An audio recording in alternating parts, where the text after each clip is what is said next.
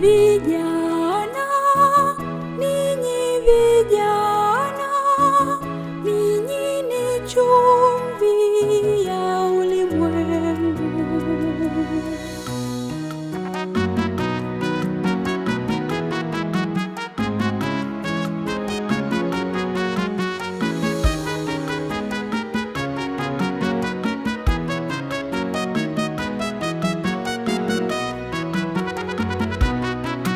Vijana ni hazina muhimu ya kanisa. Tunahimizwa kusali katika familia na jumuiya ndogo ndogo za Kikristo.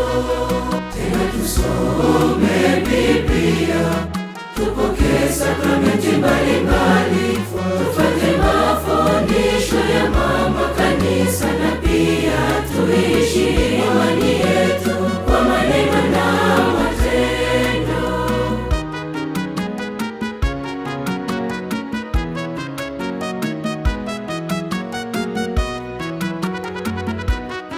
Tuzikabili changamoto, tuzikabili changamoto za dunia, changamoto mbalimbali kama uvutaji bangi, madawa ya kulevya na utandawazi. Maisha yetu mema yawe mwanga kwa wengine. tuzikabili changamoto, tuzikabili changamoto za dunia, changamoto mbalimbali kama uvutaji bangi, madawa ya kulevya na utandawazi. Maisha yetu mema yawe mwanga kwa wengine.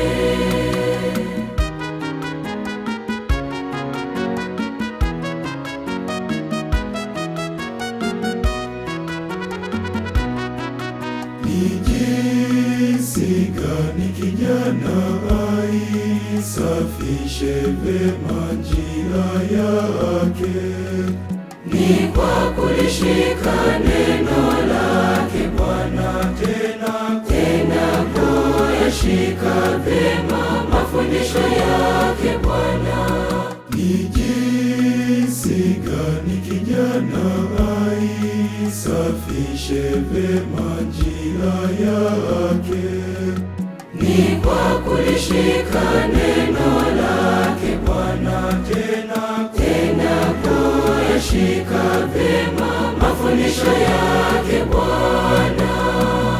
Moyoni mwake kijana aliweke neno lake, ili asije akamtenda dhambi Mungu wake. Ayatafakari mausia yake Bwana, naye atazichunga hatua zako.